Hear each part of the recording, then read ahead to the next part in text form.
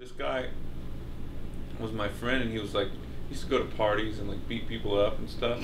And I saw him when I was on drugs right before I gave my life to God, and he's like, "Hey man, you know God loves you." And this guy, and I was like, "No, not you." And I go, "You're a Bible banger now. Get away from me." But I needed God, and so I made fun of people like that. And then I became one, like a month later. Oh my God. I had that spiritual awakening. I was like, whoa. And everybody was like, "You're weird now." Oh, dude. Whatever. But how many of your friends, or at least like people that you knew that were drug addicts and stuff, how many of them like found God? Because it seems like a whole lot of people, you know? It's like, whoa. It was crazy. There's a lot of stuff going on, man. I mean, another guy that hung out with that guy that beat up people got totally changed, and he still is to this day. And he was rowdy, and everybody hated him, and he was just like the biggest nuisance and like annoying drunk guy. And his like, I saw him when I gave my testimony to the church, and he's like, "Hey man, it's Nathan, you remember me?"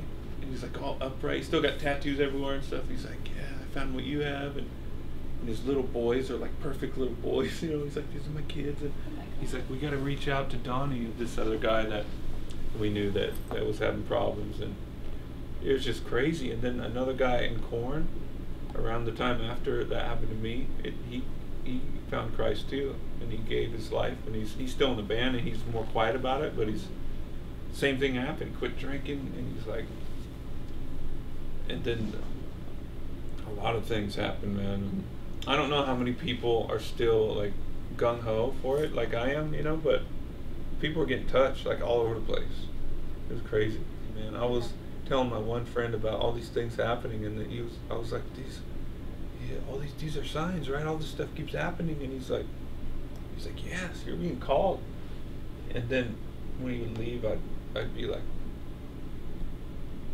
"Am I being called, or does he think like I'm losing my mind and he just wants me to think that I'm being called and I'm going crazy?" You know, I was going back and forth until a couple months later, and I was like, "Okay, let's go." But how did you like differentiate between, you know, hey, this is happening for a reason, and I'm really not losing my mind, or, you know, this isn't a coincidence? Like, how did you come to that? It just over time, you know, it kept happening, and there was just I got over the hump probably, I'd say like 3 to 4 weeks after I first went into that church. About 4 weeks probably. I was going back because I was still using. I was trying to quit, you know. I was using a little bit, and then I got clean for 3 days. Then I found some more, and once I got off the drugs, it was cool.